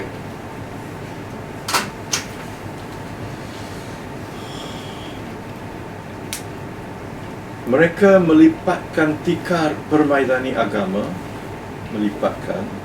menolak segala hukum dan menyamakan antara halal dan haram. Setengah mereka mendakwa bahawa Allah tidak memerlukan pada amalku. Maka mengapa aku memayahkan diriku? Allah is not asking for me to do all that. It's for you people, orang bawah ni. The lay people, yes, but me, Allah does not need. So setengah mereka mengatakan bahawa manusia telah memberikan dirinya, mensucikan hati dari nafsu syahwat dan dari mencintai dunia, dan itu adalah mustahil. Mereka tidak memberatkan apa yang tidak mungkin, dan yang terpedaya demikian ialah orang yang tidak berpengalaman. Adapun kami telah mencoba dan kami telah mengetahui bahawa yang demikian itu mustahil. Kami telah mencoba mengetahui. Could be Al-Ghazali referring to himself. I'm not too sure. Would the Mariami fall under this category? The Mariamis? I think Mariami. And the PROF. I know.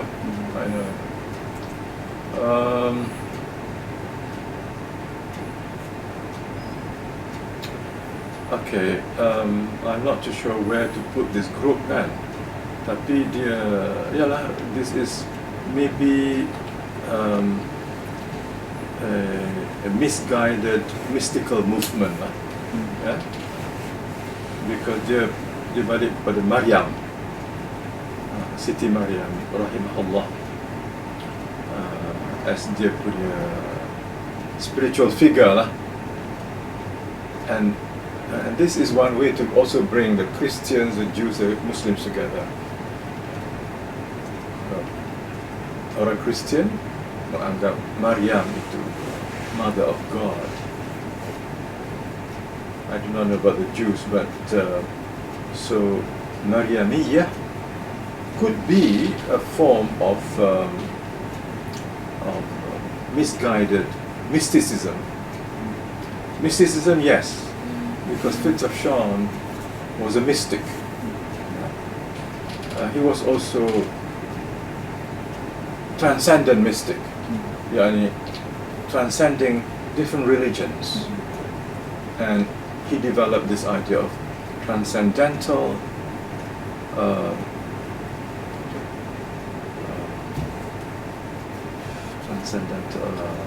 what's the word for it? Transcendent. Anyway, inshallah it will come. The transcendental meditation, the Hindus developed. But ini transcendental unity of religions. Transcendental unity of religions. Okay.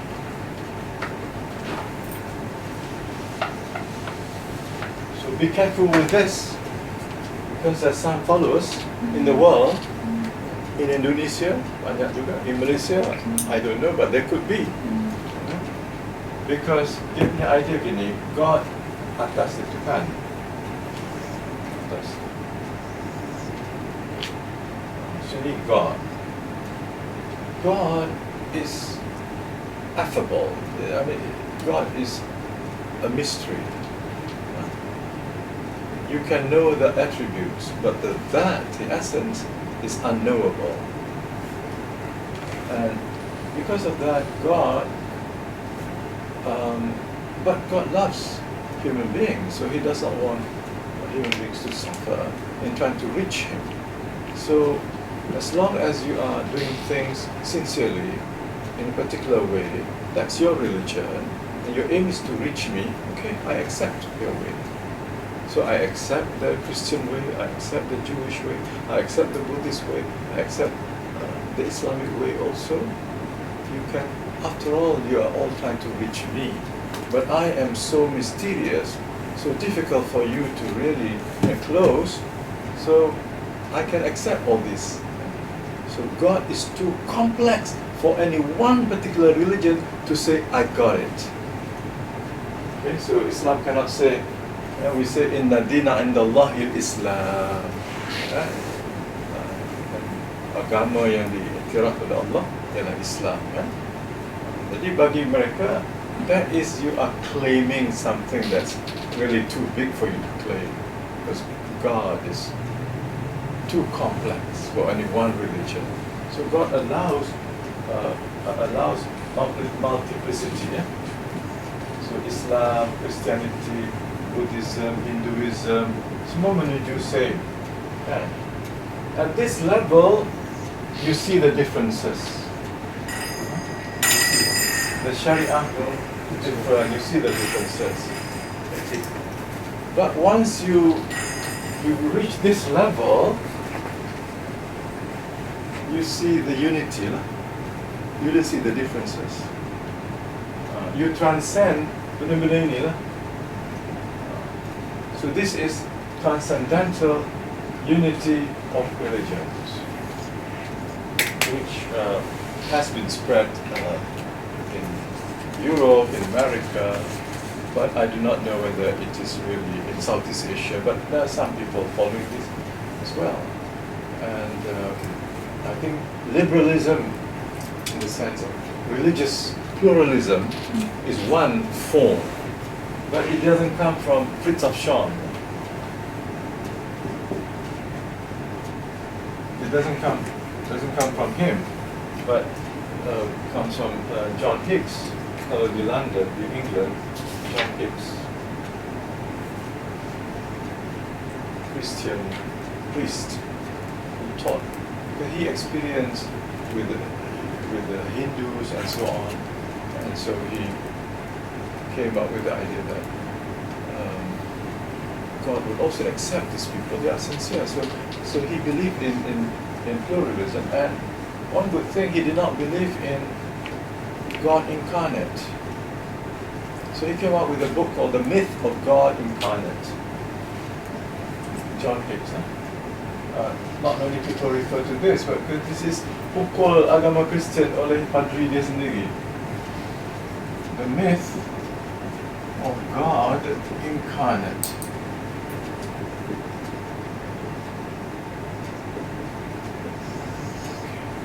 John Hicks. So he believes in God, but he doesn't believe in that Jesus is God in flesh. So that brings him closer to Islam. But when he talks about all religions are valid, because these are all sincere, serious attempts to reach the same goal. But what they do not seem to understand, it's not the same goal. We are riding different mountains, reaching different peaks. We're not going to the same peak. Now, of course, you can say all roads lead to Rome. But as that, that judge said, but some roads lead to where?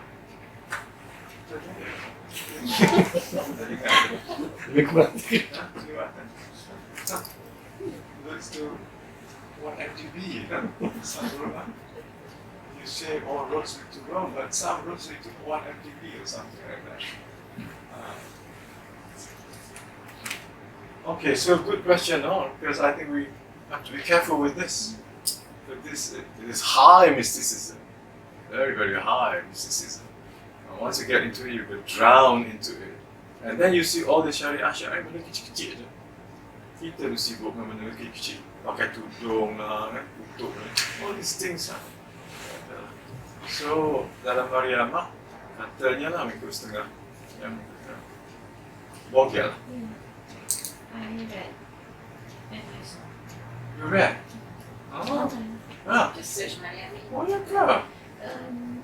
This is like a mixture between, the Red Indians culture together with wrong understanding of Sedatin. And the leader will be in the center with his birth suit, and the rest will be dancing around with their birthday suits as well. Ya Allah. We also have many list of ajaran sesat. Every state, Ya. majlis agama have to deal with it. Selangor ada 36. Yeah. Really? Every state. Actually, one of the big, alone 36? Ya. actually the biggest Maybe number now, will be tak tahu now mungkin less kot. unfortunately, the biggest number will be in Kelantan. Masya State where the Allah. most religious people. Allah malu hamba ni. But this is Apa exactly, hamba? this is exactly what we are Oh discussing. ya.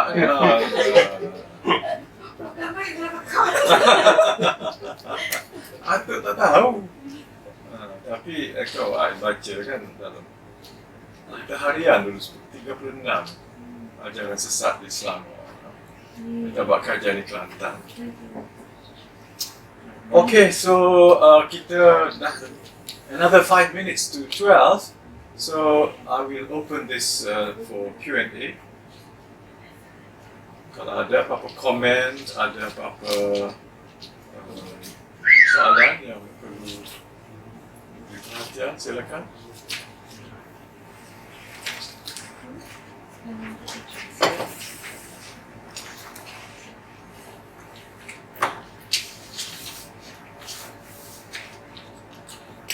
No, this group, are they found in Southeast Asia, Indonesia, Malaysia, pengikut? I am not sure. Okay. Mostly in the West. In the West. But Yeah, maybe the students of Christoph Oh.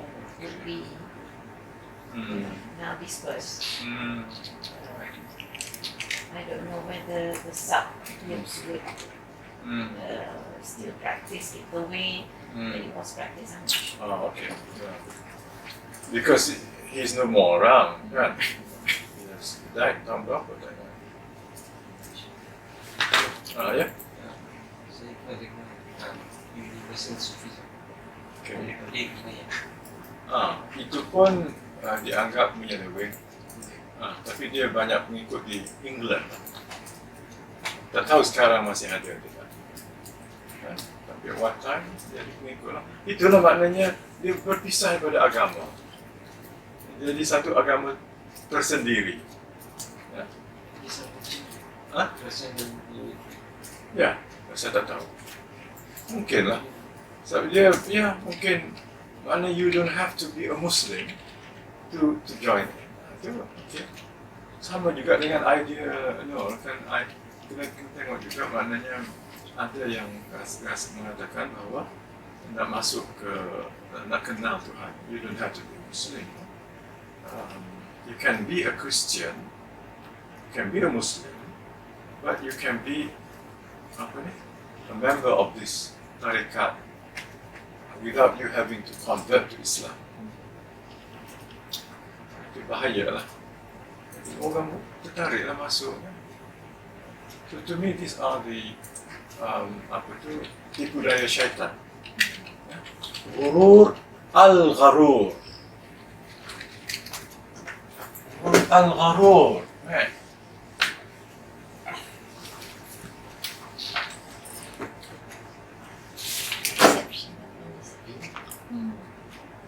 Ghurur.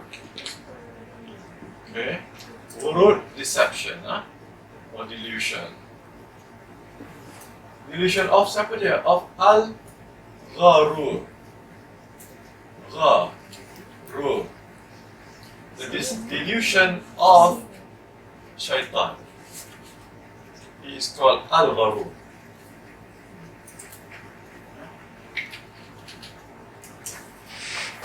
Okay, so don't forget him.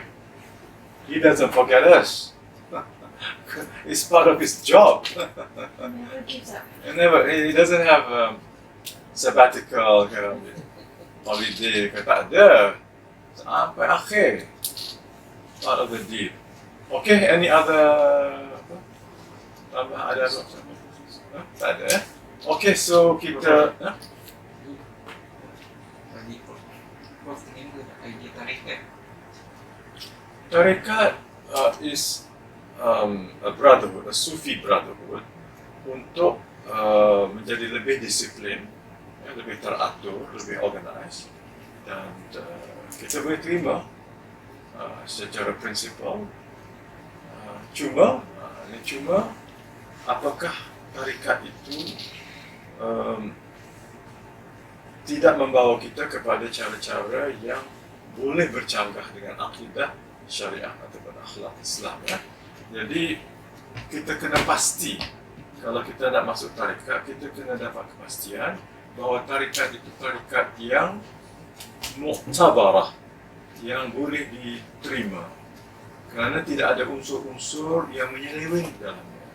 Banyak tarikat mengandungi unsur-unsur yang menyeleweng. Kerana tarikat itu boleh menyebabkan orang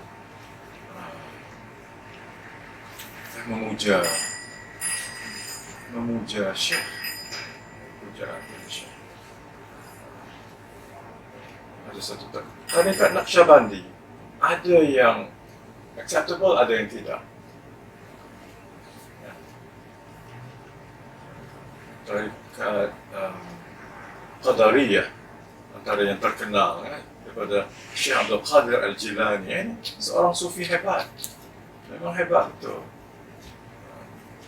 Tapi Qadariyah itu pada umumnya okey, tapi mungkin ada juga sub group yang tidak okey.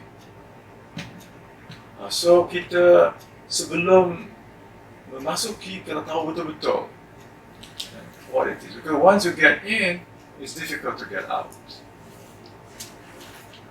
So kita nak masuk sesuatu yang membawa kita kepada jalan yang benar, kan? Tapi para sahabat, tabi'in, Rasulullah SAW tak ada pakai tarikat lah. Jadi patutnya kita, nak kata tarikat, kita ikut tariqah Muhammadiyah, jalan hidup Rasulullah SAW. Itu yang patut kita ikut. Itu pun tak terbuat oleh kita. Itu pun tak terbuat. Kenapa nak cari yang lain-lain? Itu pun tak terbuat. Jadi Rasulullah sebagai pemimpin kita, siapa? Asy-Syaikh, ya Allah Subhanahu Wa Taala.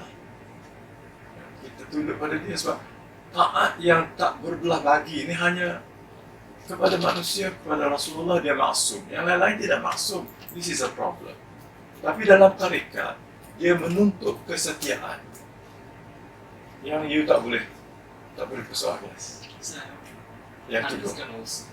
You want to understand? Okay, I'm so sorry. Okay, I thought you understood. Okay. Yeah. So, you know, if you join a tariqah, a Sufi tariqah, you have to follow and you have to obey. You have to submit to whatever the sheikh of the tariqah asks you to do. Okay? So it is sami'na wa ata'na. There is no way you can ask or excuse yourself. So be careful to place your life in the hands of a fallible human being. The only infallible human being is the Prophet Sallallahu Alaihi Wasallam. Okay? Where you can say, yes, I obey you completely. But all other human beings, they are subject to mistakes. Yeah? So if you make a commitment or you make a promise to obey someone, and that someone is not ma'soom, you may be in danger later on, spiritual danger. So the sheikh can exploit you. Okay? Okay, so Arif tarikat apa? Apa the experience? Saya tak ada. Saya cuba nak ikut seorang yang saya anggap ini, tapi lama-kelamaan saya diberitahu dia menyeleweng. Ustaz Osman yang beritahu saya orang ini saya pun pergilah. Lama-kelamaan dia menyeleweng. So saya bimbang kalau bukan saya orang yang dalam tarekat yang betul memang hebat dari segi kerohanian dia, tapi saya takut nak serah diri saya kepada manusia yang tidak maksud. Kepada ayah kita pun kita kadang-kadang persoalkan benda yang kita tak setuju dengan bapa kita. Ini orang lain. Tapi bila you masuk, susah nak keluar. Ada orang cuba masukkan saya di Jakarta. Saya tak mahu masuk. Macam-macam dia kata nampak nama Allah di dahi saya. Nampak nama Allah. Wah, hebatlah saya kan nampak nama Allah di dahi saya. The Mahdi is like trying to understand what's going on. Oh, okay. Yeah. Sorry. Yeah, I was in Jakarta for 8 months and I attended one group of followers of Tariqah. And they were in a zikr and all that. And I was just there just to see what's going on. But then they started saying, oh, we see the letter Allah in your forehead. In my forehead. Imagine if I were to be deceived by them. And I would think I am special. Yeah. I can, but that is one way to trap me to join them. I want to ask them. Okay, so let us end our meeting today with tasbih kafara, asking Allah to forgive us, to guide the ummah, to save the ummah from this pandemic, and to make this 1442 Hijriyah year a better year than the previous one, inshallah, and to forgive me my sins and my shortcomings, and inshallah, by Allah's grace, we'll meet again after 2 weeks, inshallah. سبحانك اللهم وبحمدك أشهد أن لا إله إلا أنت أستغفرك وأتوب إليك. بسم الله الرحمن الرحيم. والعصر إن الإنسان لفي خسر إلا الذين آمنوا وعملوا الصالحات وتواصوا بالحق وتواصوا بالصبر. والله أعلم. السلام عليكم.